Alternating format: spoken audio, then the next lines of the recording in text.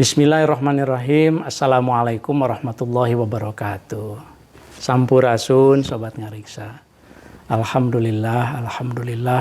Wassalatu wassalamu ala rasulillah wa ala alihi wa ashabi wa mawala amma ba'du.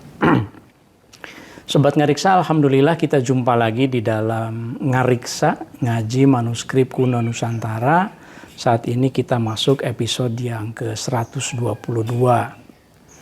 Pada episode kali ini tentu kita ada berita duka ya, bahwa kita dunia filologi khususnya, dunia pernaskahan Nusantara dan dunia sastra pada umumnya kehilangan salah seorang tokoh terbaiknya, guru kita semuanya, yaitu Profesor Dr. Ibu Akhadiyati. Beliau wafat pada tanggal 21 Juli, hari Ahad, ya beberapa waktu lalu. Oleh karenanya, Ngariksa pada episode kali ini, saya akan mengajak Sobat Ngariksa untuk mengenang kebaikan-kebaikan dari almarhumah Ibu Akhadiyati. Saya memberi judul Ngariksa episode kali ini, In Memoriam Ibu Akhadiyati dan Sanad Ilmu Filologi. Meskipun kita tahu bahwa Ibu Akhadiyati itu tidak hanya mendedikasikan dirinya untuk keilmuan filologi ya Sobat Ngariksa ya, karena beliau juga sangat concern dengan tradisi lisan, beliau sangat mensupport bahkan juga mengajar ilmu-ilmu sastra yang lain, tetapi beliau secara khusus memang adalah guru besar di bidang filologi. Sobat Ngariksa, tentu sebelumnya kita doakan Ibu Akhadiyati. Alhamdulillah sebagian dari murid-muridnya kemarin, cucu muridnya juga sempat ikut bertakziah, ikut menyolatkan, kemudian juga ikut menghantarkan ke peristirahatan terakhirnya ya. Kita doakan mudah-mudahan Ibu Akhadiyati mendapatkan ganjaran atas jasa-jasa dan dedikasi keilmuannya yang itu menjadi amal jariah untuk beliau ya. Mari kita sama-sama doakan Ibu Akhadiyati. Untuk kita-kita yang beragama Islam, mari kita bacakan suratul Fatihah, dan untuk murid-muridnya yang beragama lain, mari kita doakan sesuai dengan keyakinan dan kepercayaan kita masing-masing. Ala hadiniyah wa kulinatin sholihah syai'un lillahi laha al-Fatihah. A'udzubillahi minasyaitonirrajim. Bismillahirrahmanirrahim. Alhamdulillahirabbil alamin arrahmanirrahim maliki yaumiddin. Iyyaka na'budu wa iyyaka nasta'in ihdinas siratal mustaqim siratal ladzina an'amta 'alaihim ghairil maghdubi 'alaihim waladdallin rabbighfirli. Sobat Ngariksa, Ibu Profesor Dr. Akhadiyati Ikram, sebagian murid-muridnya menyapa beliau Ibu Ikram, Ibu Akhadiyati, ada juga yang lebih akrab tentu Mbak Titik, kadang-kadang begitu ya. Beliau adalah guru besar filologi Purna Bakti karena usianya waktu wafat itu sudah 94 tahun. Tapi saya masih ingat 3 tahun yang lalu, itu artinya umur 91 ya, umur 89, 90. Itu beliau masih aktif, masih berinteraksi, masih mengajar dalam pengertian mentransfer ilmu gitu. Jadi beliau adalah guru besar filologi Purna Bakti di Fakultas Ilmu Pengetahuan Budaya di FIB Universitas Indonesia. Dan ini yang menarik, beliau adalah ketua pertama Masyarakat Pernaskahan Nusantara periode tahun 1996 sampai tahun 2000. Jadi sampai tahun 2000 tapi kemudian diperpanjang. Jadi periode kedua itu tahun 2000 sampai 2004. Jadi Manasa ini asosiasi satu-satunya di Indonesia, bahkan di Asia Tenggara, bahkan anggotanya itu internasional dari Eropa juga, yang mendedikasikan asosiasi ini untuk merawat, memelihara naskah-naskah Nusantara. Ini pendirinya dan ketua pertamanya adalah Profesor Akhadiyati ini atau Ibu Akhadiyati ya. Saya senang sekali 96 itu awal pertama kali sekali bagi saya itu saya berkenalan dengan filologi. Pertama kali saya masuk kuliah S2 gitu ya. Dan ketika semester 1 itu proposal tesis saya itu dipresentasikan di dalam simposium internasional pertama Pernaskahan Nusantara, dan di situ Manasa berdiri. Tentu Ibu Akhadiyati tidak sendirian, ada Profesor Titik Puji Astuti, ada Ibu Dewaki dari UI kebanyakan, tentu saja dengan kolega-kolega lainnya di UGM, di Unpad begitu ya, dan beberapa kampus lainnya. Karena Manasa ini anggotanya adalah Sivitas Akademika dan juga para pegiat, para pemerhati manuskrip Nusantara di Indonesia. Jadi karena beliau wafat pada 21 Juli itu dalam usia 94 tahun, itu tentu saja bagi kita kehilangan seorang guru bangsa. Mereka-mereka yang hadir bahkan yang menguburkan kemarin itu, yang memasukkan ke liang lahatnya, itu juga adalah anak murid dari Ibu Akhadiyati sendiri. Pak Untung ini yang berdiri di sebelah kiri saya, Dr. Untung Yuwono, yang ini juga terima kasih banyak saya dikirim foto oleh Pak Untung. Beliau sekarang wakil dekan di Fakultas Ilmu Budaya. Jadi ini estafet keilmuan dan juga estafet kepemimpinan juga ya dari Ibu Akhadiyati itu dilanjutkan oleh murid-muridnya. Karena Ibu Akhadiyati juga salah seorang mantan dekan di Fakultas Sastra atau sekarang Fakultas Ilmu Budaya di Universitas Indonesia. Oleh karenanya kita semuanya, meskipun sebagian dari kita tidak bisa hadir ya di dalam pemulasaraan Ibu Akhadiyati di tempat peristirahatannya terakhir, kita doakan, kita ucapkan selamat berpulang Ibu, selamat berpulang dengan sepenuh tenang.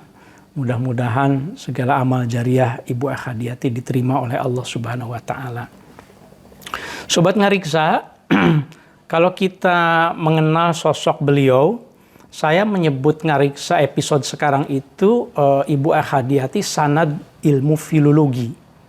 Jadi memang kalau kita merunut, Ibu Akhadiyati ini guru bagi hampir semua filolog saat ini. Saat ini ya. Jadi baik ada di Jakarta, di Jogja, di Bandung, di Padang, di mana itu umumnya adalah murid-murid Ibu Akhadiyati. Ada yang murid dalam pengertian secara langsung kuliah dengan beliau, tapi ada juga yang ya berguru dari buku-bukunya. Tapi ada juga cucu muridnya, cucu murid yang berguru kepada muridnya Ibu Akhadiyati dan seterusnya. Ada cicit muridnya juga gitu.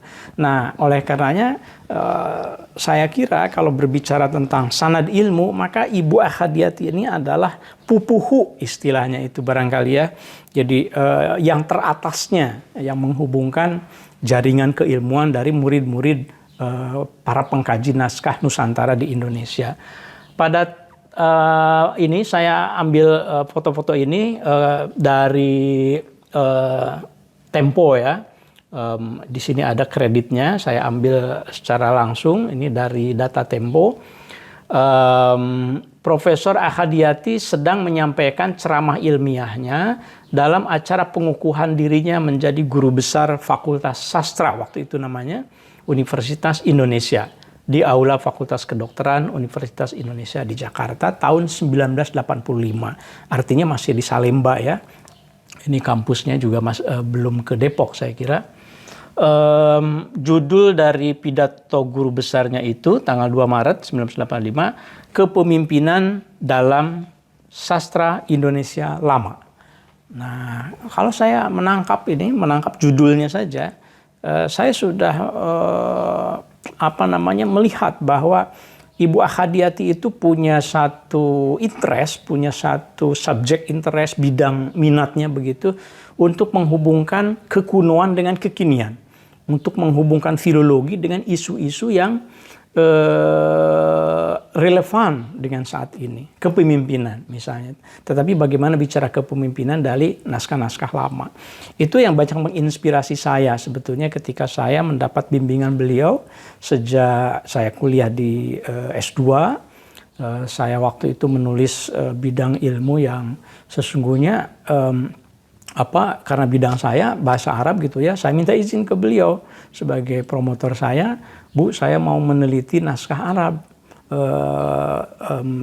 karena ini bidang saya pesantren. Ibu Akhadiati itu dengan sangat rendah hati menyampaikan bahwa Pak Oman, saya itu bukan ahli bahasa Arab, tetapi saya sangat mendukung untuk menyunting Tandi Al-Masyi itu gitu. Jadi ketika bimbingan itu, godaan saya yang paling besar adalah godaan dan sekaligus tantangan bagaimana saya harus bisa amanah terhadap suntingan teks saya, mentahkik saya terhadap kalimat-kalimat bahasa Arab, karena Ibu Akhadiati memberikan kepercayaan sepenuhnya kepada saya. Karena beliau memang mengakui dengan rendah hati bahwa ya beliau memang bukan ahli di dalam bahasa Arab. Beliau ke Jawa kuno, Jawa, Melayu tentu saja gitu ya. Nah di situ godaan sekaligus tantangan sebagai seorang muhakkik, sebagai filolog yang akhirnya alhamdulillah lulus, dan kemudian beliau juga membimbing saya untuk S3-nya gitu ya. Nah, jadi inspirasi untuk integrasi atau mengawinkan filologi yang kalau sekarang saya menyebutnya filologi plus, jadi multidisiplin gitu ya, filologi dipakai untuk mengkaji ilmu-ilmu lain juga, dikawinkan, kalau saya mengawinkannya dengan Islamic Studies, itu inspirasinya sebetulnya dari keilmuan Ibu Akhadiati. Nah, Sobat Ngariksa, kalau kita lihat, ikuti sejak tahun 96, Simposium Internasional Pernaskahan Nusantara misalnya, itu para pengkaji, para pegiat pernaskahan dari seluruh dunia itu sering kumpul setahun sekali. Dulu setahun sekali, belakangan kemudian diubah menjadi 2 tahun sekali ya. Simposium sampai sekarang masih ada, saya lupa sekarang sudah sampai ke berapa, mungkin nanti ada dari Sobat Ngariksa, silahkan di komentarnya, mungkin Kang Munawar Khalil, Ketua Umum Manasa sekarang. Walaupun sering kita bercanda bahwa Ketua Umum Manasa itu ya Bu Ikram, kita ini penggantinya. Jadi dari Profesor Akhadiati itu dilanjutkan oleh Profesor Titik Puji Astuti, kemudian saya tahun 2008 sampai 2016, 2 periode. Setelah itu Kang Munawar Khalil. Nah, sekarang sudah 2 periode juga ini. Jadi 2 periode itu artinya 8 tahun Sobat Ngariksa. Murid-murid dari Ibu Akhadiati. Jadi di kalangan para pegiat pernaskahan itu kalau simposium kita ngumpul-ngumpul seperti ini. Saya lupa ini kalau nggak salah ini di Yogyakarta ya. Yang ini di mana nih? Di Bandung, Universitas Pajajaran. Ini 2008 saya ingat. Ada Ibu Akhadiati sebagai pembicara. Ini di Yogyakarta ya. Ini murid-muridnya semuanya. Ini Prof. Jan van der Putten di Yogyakarta 2012. Ada Jens juga dari Leipzig, dari Jerman waktu itu untuk kerjasama. Beliau menghubungkan ya, ada Ibu Ciptaningrum Fuad Hasan. Jadi Manasa ini yang membuat sampai sekarang eksis itu karena kebersamaan dan paguyubannya gitu ya. Asosiasi ini sampai sekarang alhamdulillah itu karena para sesepuhnya juga, antara lain khususnya Ibu Akhadiati memberikan teladan bagaimana rasa memiliki, mencintai bidang yang kita geluti, maka kita juga ikut meneladaninya gitu. Jadi tidak ada kepentingan rebutan kekuasaan misalnya gitu ya, untuk jadi ketua itu masa kamu aja gitu, karena memang ini lebih pada khidmat kepada keilmuan melalui asosiasi gitu ya. Sobat Ngariksa, pertanyaannya, mengapa Ibu Akhadiati amat berarti bagi dunia filologi, gitu kan? Kenapa kita perlu mengenangnya? Tentu saja kalau mengenang orang yang sudah wafat, kan itu juga sunnah Rasul di dalam tradisi Islam ya. Rasul menitipkan pesan, udhkuru mahasina mautakum. Ceritakanlah kebaikan-kebaikan dari orang yang meninggalkan kalian. Nah, gitu. Jadi Ibu Ahadiati itu bagi kami itu nyaris tidak ada kekurangannya. Ya tentu saja manusia pasti ada kekurangan dan kesalahan ya, tetapi di mata kami Ibu Ahadiati itu santunnya, nggak pernah marah. Saya itu waktu kuliah S2 ya, waktu kuliah S2 itu mahasiswanya pesertanya hanya berdua saja dengan Kang Mumu yang sekarang ketua Manasa gitu. Nah itu beliau itu kalau kita lupa presentasi misalnya tidak marah, cara menegurnya itu halus begitu ya. Pak Oman, mungkin besok mah jangan lupa lagi ya. Dan itu luar biasa. Nah, jadi teladan bagi kami. Nah, ini ada satu ilustrasi Ibu Ahadiati ketika di Perpustakaan Nasional. Sudah sepuh beliau. Saya nggak tahu ini sudah waktu itu usia berapa ya. Ini fotonya dari Kang Aditya Gunawan. Kelihatan nih Kang Aditya juga masih muda. Terima kasih fotonya Kang Adit. Ini diunggah oleh Kang Adit, Sekretaris Umum Manasa sekarang di media sosialnya. Jadi sudah usia segitu masih mau ke Perpustakaan Nasional membaca manuskrip, coba bayangkan. Ini anak-anak muda saja sekarang kan untuk membaca manuskrip ini agak kesulitan gitu ya minatnya gitu. Jadi Ibu Ahadiati ini seorang yang sangat berarti karena ia memberikan contoh teladan bagaimana mencintai manuskrip, bagaimana membaca dan bagaimana memahami serta kemudian menjelaskannya. Kalau udah usia begini, misalnya udah usia sepuh gitu, mungkin ya menikmati saja gitu, tidak usah lagi belajar. Tapi Bu Ahadiati tidak. Nah itu mengapa motivasi itu menjadi amat sangat berarti. Jadi Sobat Ngariksa, kita betul-betul kehilangan dengan wafatnya Ibu Ahadiati. Bahkan kalau menurut senior filologi, ini Mas Sudibyo, Mas Sudibyo juga menulis di media sosialnya ya. Mas Sudibyo adalah seorang filolog di FIB UGM di Yogyakarta. Beliau jelas lebih senior dari saya untuk belajar filologinya dengan Ibu Baroroh Barid. Kalau saya tidak mengalami malah ketemu dengan Profesor Baroroh Barid di Yogyakarta ya, dengan Ibu Ahadiati, dengan Ibu Hamamah tentu saja. Nah, menurut Mas Dibyo, kepulangan Profesor Dr. Ahadiati Ikram merupakan akhir dari masa bakti ahli filologi Indonesia generasi kedua.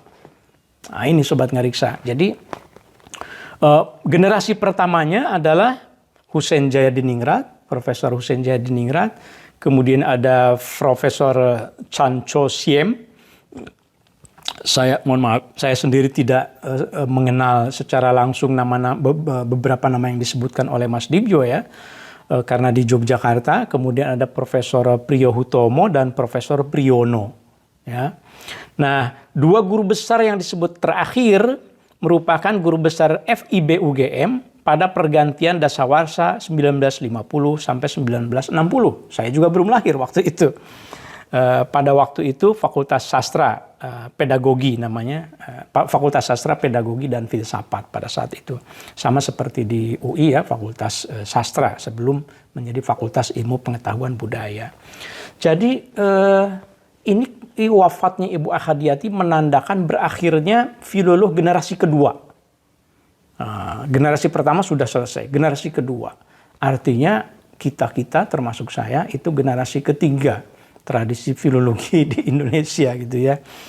Tentu saja rentang usianya kan beda-beda, tetapi karena sanad ilmunya belajar langsung dari Profesor Ahadiati bisa disebut beberapa itu generasi kedua. Ada juga generasi ketiga sekarang yang belajar dari saya, meskipun sempat juga belajar dari Ibu Ahadiati secara langsung gitu ya. Seperti misalnya Mas Nida yang sekarang sedang S3 di Köln di Jerman dengan Prof. Edwin Wirenga, itu mahasiswa saya, tapi juga langsung belajar mengalami ke Profesor Ahadiati. Ini ilustrasi foto ini seingat saya, ya bukan seingat saya, di situ ada catatannya rupanya, tanggal 5 sampai 6 November 2019.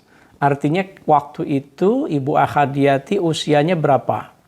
89 ya. Masih aktif di dalam seminar-seminar, masih sehat, alhamdulillah. Saya pernah bertanya kepada Ibu Ahadiati, Bu, resep sehatnya apa gitu, supaya saya juga setelah pensiun saya bisa terus berkarya gitu. Jawaban Bu Ahadiati itu salah satunya adalah saya rutin berenang gitu. Jadi olahraga. Nah, jadi Sobat Ngariksa silahkan, ini yang olahraganya kurang, sekarang tambah olahraganya. Apa saja olahraganya. Kalau saya mungkin badminton, naik sepeda gitu. Mungkin Sobat Ngariksa ada yang berenang gitu. Tapi ini salah satu yang dicontohkan oleh Ibu Ahadiati ya. Tentu saja sekarang sudah tiada ya, secara manusiawi tentu saja itu satu capaian 94 tahun itu luar biasa dalam keadaan sehat ya, alhamdulillah. Nah, Sobat Ngariksa, masih pertanyaan, kan tadi saya menceritakan bahwa mengapa Ibu Ahadiati sedemikian penting untuk dunia filologi. Pertama, karena ia sangat teladan. Yang kedua, ini menandai selesainya generasi kedua filologi di Indonesia, masuk ke generasi ketiga. Yang ketiga, ini seperti yang disampaikan oleh Kang Mumu sebagai ketua umum Masyarakat Pernaskahan Nusantara 2016 sampai 2021. Ini periode yang kedua. Yang pertamanya ya.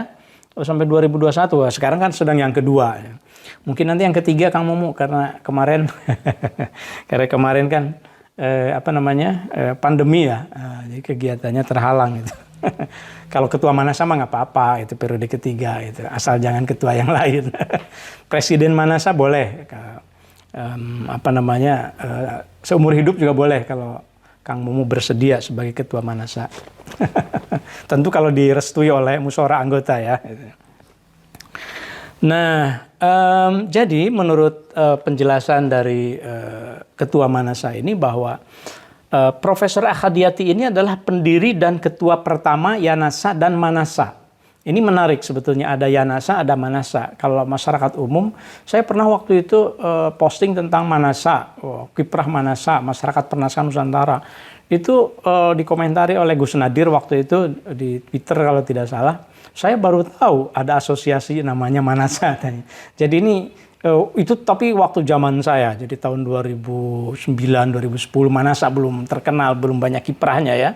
Nah, tapi sekarang ya sudah luar biasa, menjadi mitra bagi kementerian, mitra bagi perpustakaan nasional gitu. Nah, itu pendirinya itu adalah Ibu Ahadiati. Mendirikan Manasa tahun 96, kemudian ada yayasannya, Yayasan Pernaskahan Nusantara.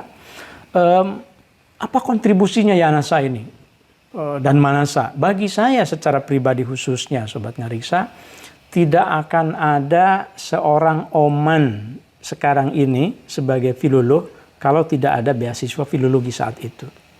Jadi saya tahun 96 itu sebetulnya sudah mendapatkan beasiswa untuk kuliah di YIN ya, beasiswa dari Kementerian Agama. Nah, tetapi saya kemudian digoda, mau tidak masuk filologi dengan beasiswa yang lain, yang lebih menjanjikan waktu itu. Gitu. Tahun 96, saya ditelepon oleh sekretarisnya, waktu itu Ibu Dewaki, Pak Oman, ini ada beasiswa dari Yayasan Pernaskahan Nusantara. 11 juta waktu itu. 11 juta itu tahun 96, dolar masih 2.000 ya. Untuk 2 tahun, full pokoknya. Tapi harus filologi. Ya saya sebagai orang yang tidak punya uang, bahagia sekali. Jadi saya ambil filologi itu. Dan itu melalui program penggalakan kajian naskah Nusantara, Yanasa, yang waktu itu disponsori oleh Ford Foundation. Ya. Jadi ada afirmasi, filologi afirmasi gitu. Dan tentu bukan hanya saya, yang lain juga mendapatkannya. Jadi poin saya adalah kontribusi dari Yanasa dan Manasa ini adalah melakukan afirmasi untuk melahirkan. Jadi Ibu Ahadiati ini melahirkan bibit-bibit filolog gitu pada masa yang puluhan tahun kemudian begitu, dan alhamdulillah sekarang saya bisa melanjutkan gitu ya. Nah, ini topik utama yang saya sampaikan di dalam episode kita, bahwa Ibu Ahadiati adalah sandaran utama sanad ilmu filologi Indonesia gitu ya. Kenapa? Ini guru-gurunya. Ini yang angkatan pertamanya itu ada Purbo Coroko, kemudian sedikit 2 tahun lebih tua daripada Hussein Jayadiningrat, meskipun wafatnya duluan Hussein Jayadiningrat, kemudian Priyono. Ini sering disebut sebagai 3 guru dari Ibu Akhadiati, meskipun ada guru-guru yang lain. Karena pembimbing beliau juga Pak Teo kan, Teo kan, ketika menulis Hikayat Sri Rama gitu ya. Tapi ini contoh yang berasal dari Indonesia. Jadi kita tahu tentu saja Purbo Coroko untuk Jawa kunonya, kemudian Hussein Jayadiningrat kita tahu dengan karya sejarah Bantennya ya. Nah jadi Sobat Ngariksa, sanad itu saya jelaskan sedikit di sini. Mungkin apa sih sanad ilmu itu, kalau dalam kajian filologi barangkali tidak familiar ya. Nah, sanad itu secara bahasa itu sandaran, hubungan, atau rangkaian perkara yang dapat dipercaya. Nah, ini menurut KBBI.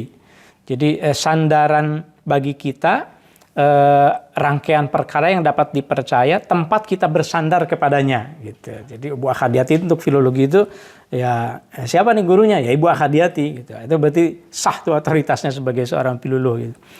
Dalam tradisi Islam, sanad sangat melekat pada ilmu hadis, di mana sanad biasanya dipahami sebagai rentetan periwayat hadis atau rawi hadis yang tersambung sampai kepada Nabi Muhammad SAW. Jadi kalau dalam tradisi Islam, filologi itu tidak aneh sebetulnya. Filologi itu sama, kalau dalam tradisi hadis itu tahqiq itu kan takhrij kan, mentakhrij hadis, memverifikasi matan hadisnya benar atau tidak, kemudian rawinya tersambung atau tidak, itu kan ada sanadnya gitu ya. Nah, Ibu Akhadiati ini kemudian mewariskan ini nih, tradisi keilmuan textual criticism, kritik teks ya, filologinya. Kalau kita kuliah filologi itu sering menjelaskan tentang metode stemma, misalnya kritik teks begitu, meskipun tidak selalu bisa diterapkan. Kemudian Bu Akhadiati juga mewariskan filologi, sastra, sejarah, dan kajian Islam belakangan. Nah ini yang bagi saya ini sangat menginspirasi sekali untuk munculnya filologi plus, yaitu filologi yang dikontekstualisasi teksnya itu dengan kajian-kajian ilmu lain gitu. Nah ini sanad ilmu. Mungkin kita bisa kenalan lebih detail sedikit dengan guru-guru Bu Akhadiati ya, Sobat Ngariksa. Kita minum kopi dulu sebentar. Bismillah.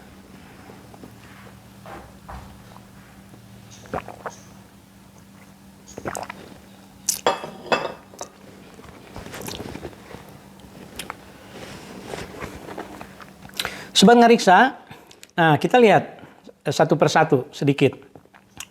Guru dari Ibu Akhadiati, Hussein Jayadiningrat, ya, wafat tahun 1960. Ia adalah guru besar bidang sejarah dan ahli keislaman, Islamologi. Jadi ketika Bu Akhadiati menerjemahkan buku tasawuf An-Nemarissimel misalnya gitu, itu memang ada ketertarikan terhadap Islamologi ya, dari gurunya kan. Gelar kesarjanaannya diperoleh di Universitas Leiden pada 1913. Ini adalah doktor, orang Indonesia menjadi doktor pertama di Leiden barangkali saat itu, dan sejarawan yang pertama kali menggunakan manuskrip ya, sumber lokal sebagai sumber sejarah.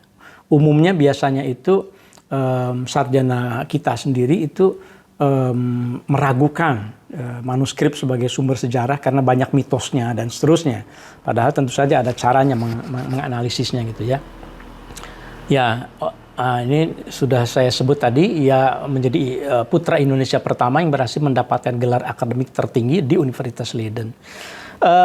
Hussein Jayadiningrat juga boleh dianggap sebagai sarjana pribumi pertama yang menggunakan pendekatan metode kritis sejarah dan menggabungkannya dengan filologi. Naskah-naskah tentang sejarah Banten menjadi rujukan utamanya. Nah, ini judulnya tentang sejarah Banten yang diasuh oleh Snoek Hoergronje. Jadi di bawah bimbingan Snoek Hoergronje. Kritische Beschouwing van de Sejarah Banten. Artinya ya sanad keilmuan Ibu Akhadiati tersambung kepada Snoek Hoergronje yang sudah banyak diteliti oleh para sarjana ya. Terakhir kemarin Sobat Ngariksa Kang Aceng ya, Kang Ginanjar Sya'ban itu juga meneliti surat-surat Hussein Jayadiningrat Sunukur Grenje dan menerbitkan bukunya gitu. Bagus sekali itu. Yang kedua Sobat Ngariksa, Purbo Coroko. Nah, Purbo Coroko ini wafat tahun 1964. Ia adalah seorang bangsawan dari Jawa, budayawan, kelihatan dari gelarnya ya, dan filolog ahli sastra Jawa kuno. Ia menulis tesis di Universitas Leiden juga nih, Agastya in den Archipel tahun 1926. Di akhir karirnya, Purbo Coroko menjadi profesor bidang Jawa kuno di sejumlah universitas, di UGM Jogja, di UI Depok, dan di Udayana Bali. Nah, ini juga murid-murid Ibu Akhadiati juga ada di banyak juga tuh di Udayana ya sampai sekarang. Purbo Coroko boleh disebut sebagai filolog otodidak. Nah, meski demikian, limpahan karya yang ditulisnya menggambarkan sampai tingkat apa kualitas keilmuannya. Kalau kita membaca karya-karya Purbo Coroko yang Jawa kuno, kita akan melihat kepakarannya. Jadi kelihatan di sini bagaimana kepakaran Ibu Akhadiati juga beliau warisi dari Purbo Coroko.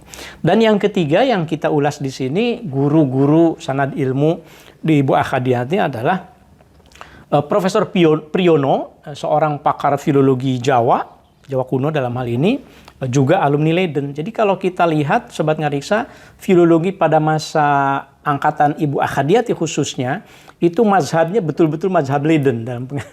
Karena memang guru-gurunya juga itu alumni dari Leiden. Kemudian short course-nya, studinya, risetnya itu banyak di Leiden, agak berbeda dengan sekarang. Terutama setelah awal tahun 2000-an ya, ada declining. Leiden sudah tidak punya profesor filologi lagi yang belakangan gitu ya, setelah 2011 misalnya KITLV juga dilebur dengan Universitas Bibliotek. Ini agak berbeda gitu. Nah, ciri khas Leiden itu apa, mazhab Leiden? Terutama adalah kuat di dalam hal kritik teksnya, suntingan teksnya. Gitu. Jadi aparatus kritikus itu catatan-catatan hasil perbandingan teks itu menjadi sangat penting sekali dalam tradisi filologi Leiden.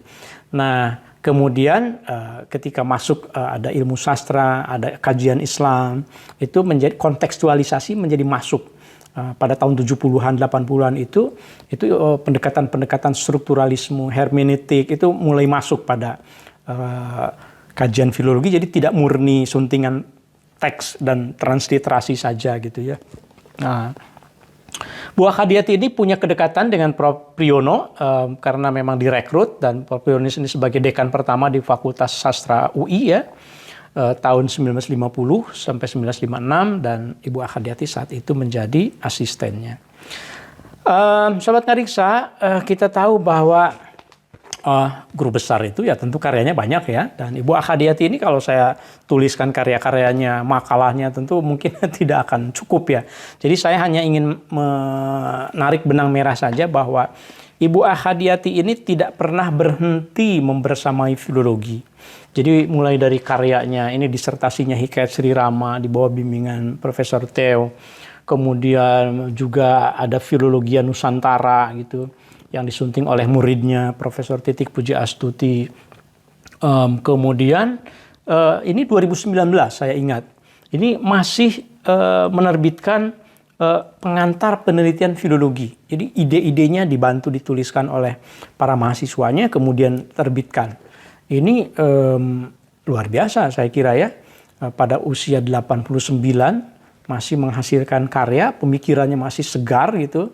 Dan memang ya kalau kita ngobrol masih merespon, walaupun beliau selalu mengakui saya ketinggalan, ada digitalisasi, ada apa begitu. Tetapi bukan berarti tidak mau belajar. Nah ini misalnya ketika kami undang di DRIMSI, Project Digital Repository of Endangered and Affected Manuscript in Southeast Asia. Jadi ini program digitalisasi oleh PPIM UIN Jakarta dengan Hamburg University, disupport oleh Arcadia begitu ya. Kita mendigitalkan, lalu kita undang beliau untuk mengomentari. Nah, komentarnya itu ini.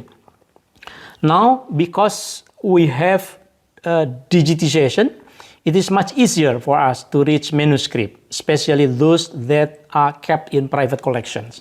Itu apresiasi beliau. Jadi, ya syukurlah sekarang ada digitalisasi, jadi kita bisa mengakses lagi manuskrip-manuskrip yang bahkan ada di koleksi pribadi, kata beliau. Jangankan beliau, saya saja bisa merasakan betul dengan ada digitalisasi itu beda banget dengan periode ketika saya meneliti langsung gitu manuskrip, harus buka lembar-lembar seperti ini. Kalau pengen punya dari Perpustakaan Nasional harus difoto kemudian difotokopi gitu kan. Satu lembarnya 50.000 misalnya. Kalau sekarang semuanya gratis gitu, online, open access. Nah, itu apresiasi beliau. Saya punya satu pengalaman nih dengan Bu Ahadiati ini. Jadi Bu Ahadiati itu sering sekali membersamai para filolog untuk menyusun katalog. Nah, salah satunya itu waktu itu menyusun katalog naskah Buton, koleksi Abdul Mulku Zahari. Saya lupa ya tahun berapa ya. Saya kira saat itu mungkin 2004 barangkali. Pokoknya awal tahun 2000-an. Saya belum lama menyelesaikan studi S3 saya. Nah, ada satu halaman waktu itu. Jadi ini ada satu halaman manuskrip yang tercecer, yang sulit untuk ditebak. Ini judulnya apa ini? Nah, karena ini bahasa Arab, kemudian tidak ada judulnya dan hanya satu halaman. Sementara kalau nyusun katalog kan harus dikasih tahu judulnya apa. Jadi tanya sana tanya sini gitu. Nah, coba ya, itu panggil Pak Oman yang dari UIN katanya gitu kan. Bahasa Arabnya ini kan bahasa Arab gitu. Nah, lalu saya dipanggil oleh Ibu Ahadiati dan saya kemudian melihat ini. Saya hanya melihat kalimat depannya aja sebetulnya. Ya zalman wala yuman aleh. Bu, ini judulnya Doa Nisfu Sya'ban, saya bilang gitu kan. Wah, dari mana katanya itu? Kan tidak ada judulnya di situ Nisfu Sya'ban, tidak ada parateksnya juga. Nah, ini dia, Bu. Jadi kebetulan saya itu dulu hidup dalam tradisi yang memang kalau Nisfu Sya'ban itu, jadi Nisfu Sya'ban itu Sobat Ngariksa kan tanggal 15 bulan Sya'ban ya, ada malam Nisfu Sya'ban. Sebagian orang itu menghormatinya dengan meyakini bahwa itu adalah malam di mana amal manusia itu dicatat ya, tutup buku. Jadi harus banyak beramal, harus banyak berbuat baik, kemudian harus ada doa tertentu. Ini salah satu doanya. Jadi ini adalah doa Nisfu Sya'ban gitu. Makanya, ya udah kalau gitu catat di katalognya. Doa Nisfu Sya'ban. Jadi saya masih ingat betul. Jadi tebak-tebakan judul Ya Dalman ini. Gitu. Jadi poin saya adalah Sobat Ngariksa, pertama bahwa guru itu jangan malu bertanya kepada muridnya. Itu satu. Yang kedua, santri, ya karena saya santri itu punya potensi yang amat sangat luar biasa untuk masuk pada dunia filologi loh. Yang oleh para profesor pun tidak bisa dilakukan, itu bisa dilakukan oleh santri, menebak judulnya misalnya. Karena santri itu banyak membaca literasi, tradisi-tradisi teks klasik gitu. Nah, Sobat Ngariksa, atas dedikasi dan pengabdian Ibu Ahadiati tentu ya banyak pihak memberikan apresiasi ya. Ini salah satunya ini 2016 Ibu Ahadiati mendapatkan bintang budaya Paramadharma dari Presiden Joko Widodo bersama dengan Taufik Ismail, dengan beberapa tokoh budaya yang lainnya juga gitu ya. Dan pada tahun 2019 Borobudur Writers and Cultural Festival itu menganugerahkan penghargaan Sanghyang Kamahayanikan Award kepada Ibu Ahadiati atas dedikasinya di dalam kebudayaan. Nah, jadi sebetulnya kan Borobudur Writers itu BWCF itu bukan hanya mengapresiasi manuskrip filologi, tapi kebudayaan secara umum. Jadi bagi para filolog ini ajaran, nilai dan teladan dari Ibu Ahadiati saya kira bahwa jangan hanya berfokus pada filologi saja, tetapi tarik ke dalam ranah yang lebih luas, yaitu kebudayaan Indonesia. Masuk ke dalam filologi sama dengan berarti merawat kebudayaan Indonesia juga. Ya, saya sangat senang sekali waktu itu bisa menghadiri guru saya mendapatkan apresiasi. Ini membuat kita sebagai murid-muridnya terdorong juga untuk melakukan yang terbaik gitu ya. Nah, sekarang saya ingin masuk sedikit pada apa sih sebetulnya pesan-pesan utama dari Profesor Ahadiati. Tentu banyak. Ya, tidak mungkin dituliskan, disampaikan semuanya. Tidak mungkin sama sekali. Karena sepanjang usia beliau itu penuh dengan pesan-pesan filologi. Ini hanya salah satunya saja. Bahkan saya mohon maaf kepada kolega-kolega saya. Jadi sebetulnya saya tadinya ingin menyampaikan testimoni ini dari para kolega untuk menyampaikan apa sih ajaran dari Ibu Akhadiati dalam perspektif para muridnya. Nah, tapi karena tidak cukup waktu, jadi video-video itu belum sempat untuk ditayangkan di sini ya. Nanti insya Allah mudah-mudahan terpisah. Nah, ini salah satu pesan yang saya ingat dari Ibu Akhadiati. Tahun 2012, ya, beliau masih segar waktu itu. Waktu itu PPIM UIN Jakarta bekerja sama dengan Kemenag itu mengadakan short course filologi tahun 2012.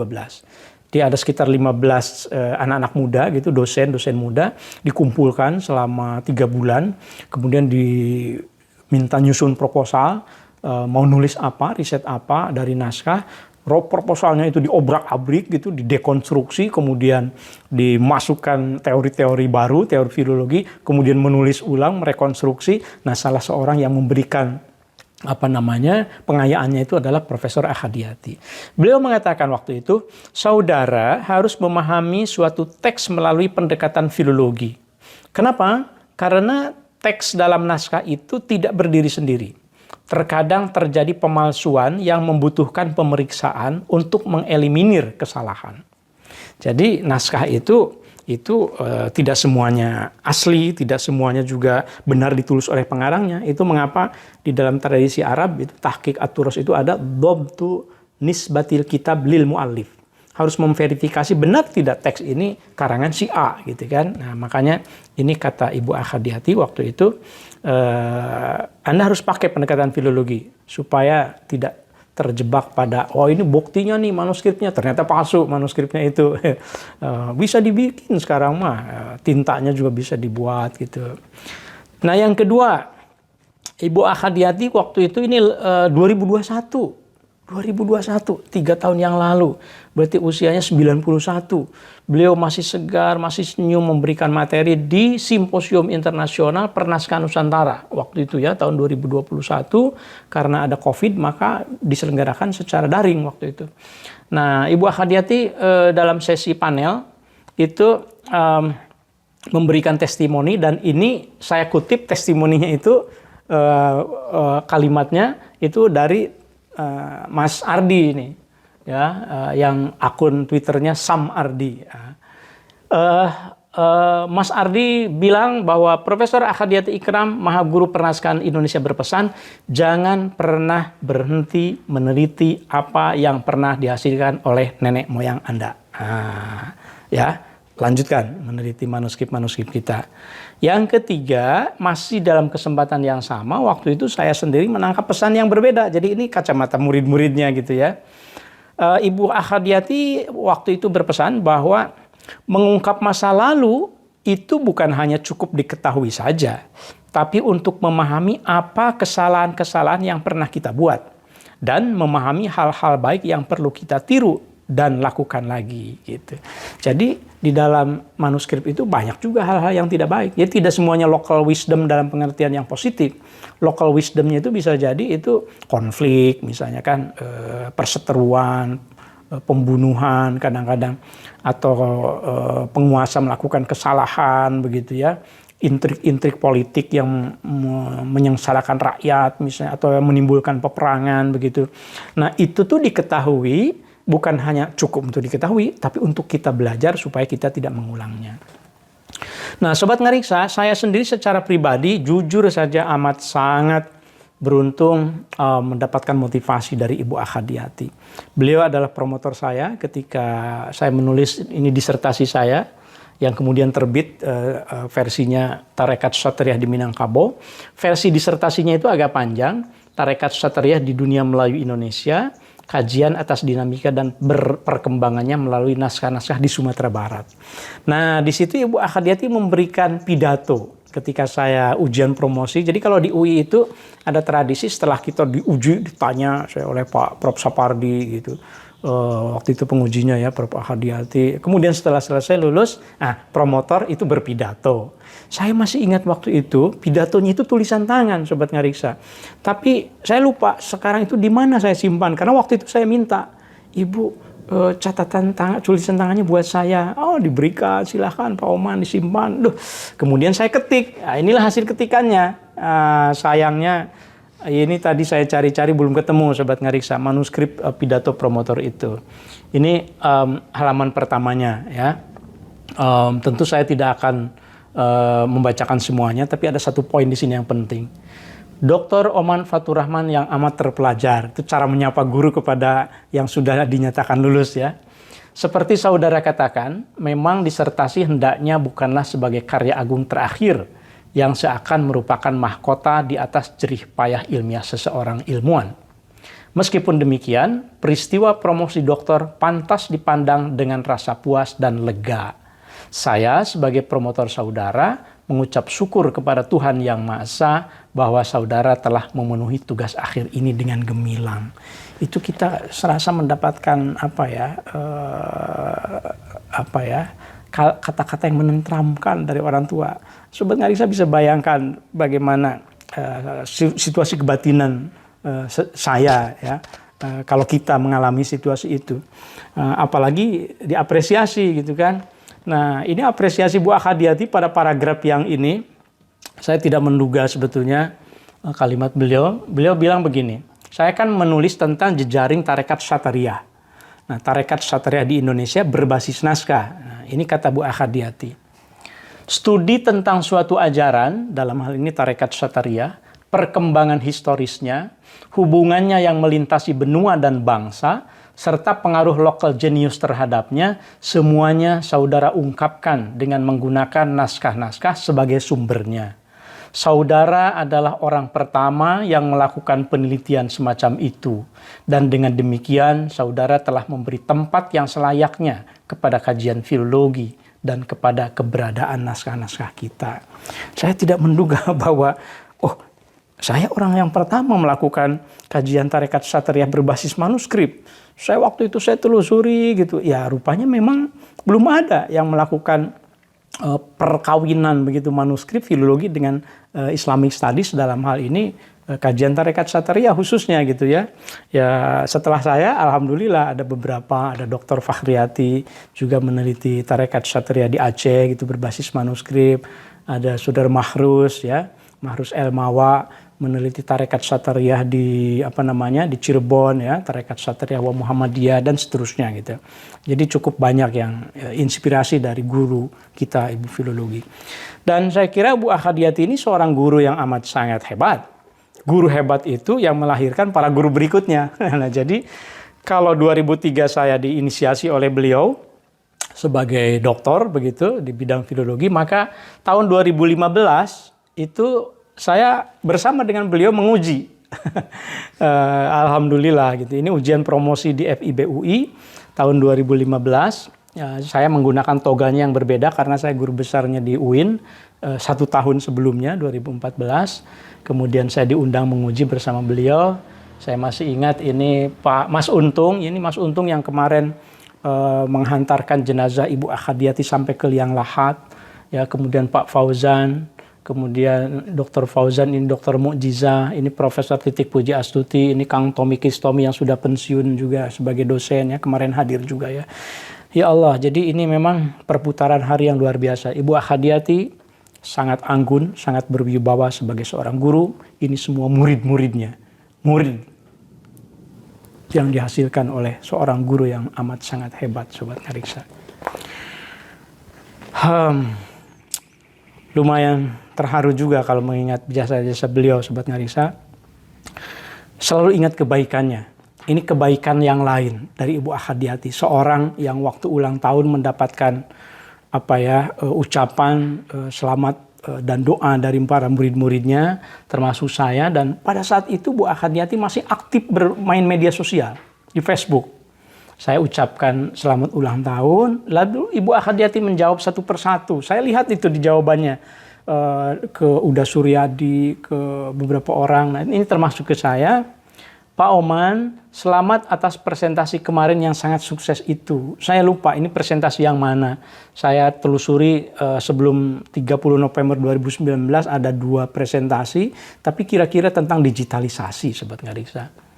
Semoga cita-cita Anda tercapai demi kemajuan filologi.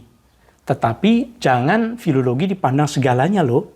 Itu cuma alat untuk sampai kepada naskah. Terima kasih atas doa dan selamat Anda.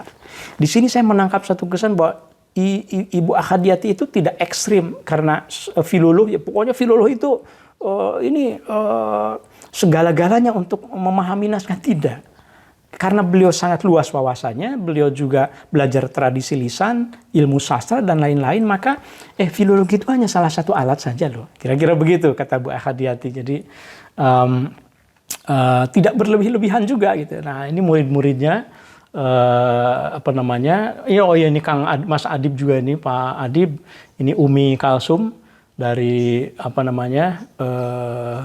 dari Palembang, ini Ibu Ida yang terfilologikan, ini Kang Tommy gitu murid-muridnya gitu ya, luar biasa sekali. Nah yang terakhir Sobat Ngariksa, saya ingin menceritakan ini satu kisah yang bagi saya mungkin tidak akan terlupakan ya.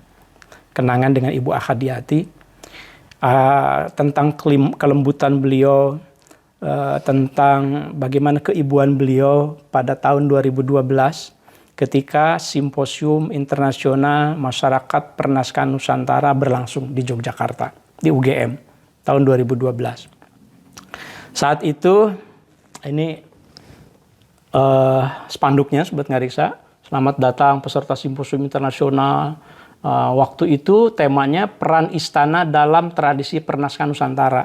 Dari Sultan Arif almarhum dari Cirebon juga hadir. Tentu dari Yogyakarta. Ini kerjasama dengan beberapa mitra ya. Ada EVO, ada beberapa lembaga yang lain juga begitu. Apa yang saya maksud? Kisah yang meluluhkan hati itu.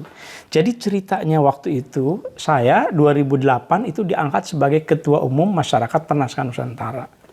Sampai 2012 kan, sudah 4 tahun.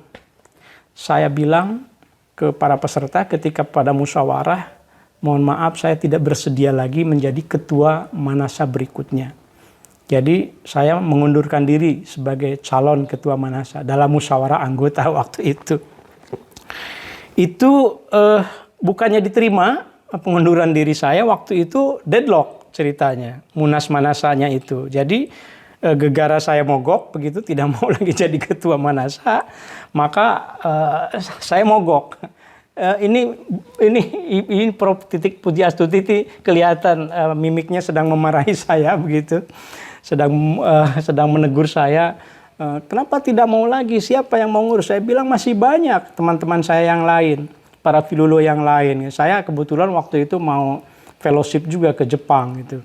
Nah di situ ini Ibu Akhadiati. Ibu Akhadiati kemudian maju mendekati saya, kemudian menasehati dan meminta, bayangkan Sobat Ngariksa, meminta, Pak Oman tolong ya sekali lagi gitu ya.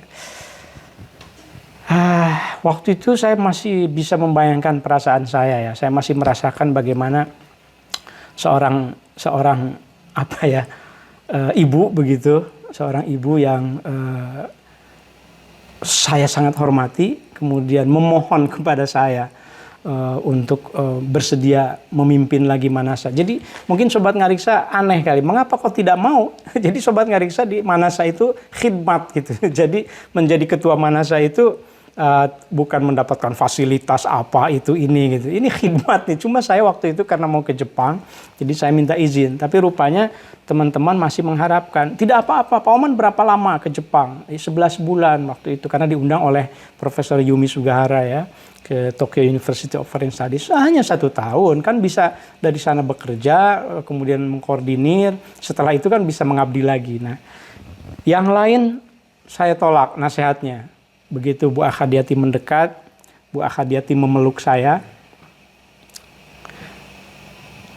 Bu Akhadiati kemudian benar-benar meminta saya untuk menjadi ketua Manasa sekali lagi.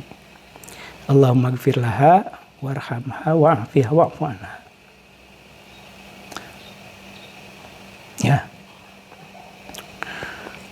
Sobat Ngariksa, ya kita lupa, saya agak terbawa emosi nih, mohon maaf ya. Maka ya tidak ada pilihan lain. Kemudian para peserta aklamasi memilih saya dan melalui kelembutan seorang ibu itu saya terima kembali amanah dan memimpin Manasa periode kedua 2012-2016. Saya kira itu, saya tidak bisa melanjutkan terlalu banyak lagi Sobat Ngariksa ya. Saya minum sebentar. Bismillah.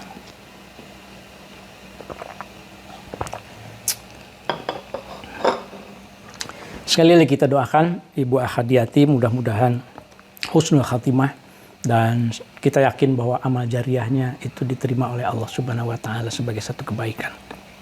Al-Fatihah. A'udzubillahi minasyaitonirrajim. Bismillahirrahmanirrahim. Alhamdulillahirabbil alamin.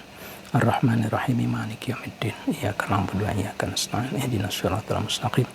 Shiratal ladzina an'amta 'alaihim ghairil maghdubi 'alaihim waladdallin. Sobat Ngariksa, berilmu adalah soal otoritas. Pencinta ilmu tak cukup hanya mendaku. Untuk belajar perlu seorang guru. Sekadar pengetahuan bisa didapat dari buku, tapi keberkahan ada dalam sanad ilmu. Profesor Akhadiati adalah guru sejati. Kepadanya terhubungkan sanad ilmu murid filologi 2-3 generasi. Kepadanya juga bersandar bukan hanya para ahli tulisan, melainkan juga para pegiat tradisi lisan. Ibu Akhadiati berpandangan, filologi adalah salah satu jalan untuk sampai pada pengetahuan yang mendalam, untuk menyelami aneka kearifan, untuk belajar dari kesalahan. Kini Sang Maha Guru sudah tiada, menandai berakhirnya filuluh generasi kedua. Tugas Ibu Akhadiati telah sempurna, menebar benih, menyiram bibit, kita para filuluh adalah buahnya. Selamat jalan Ibu, selamat berpulang dengan sepenuh tenang. Filologi akan tetap berjaya bersama murid-murid para pencinta. Salam Ngariksa. Terima kasih Sobat Ngariksa yang telah hadir bersama saya untuk mengenang kebaikan guru kita Profesor Dr. Akhadiati Ikram, dan beliaulah yang menginspirasi saya untuk selalu mencintai manuskrip yang klasik dan ternyata tetap asik untuk kita bersama-sama menatap masa depan dengan cara merawat masa silam. Terima kasih kepada yang sudah subscribe, menambah subscriber kita. Sudah berapa ini? 6.880-an. Sebentar lagi 7.000 terus bertambah. Itu artinya upaya Ngariksa pelan-pelan tetapi pasti mendapatkan apresiasi. Sampai ketemu lagi. Assalamualaikum warahmatullahi wabarakatuh. Salam Ngariksa.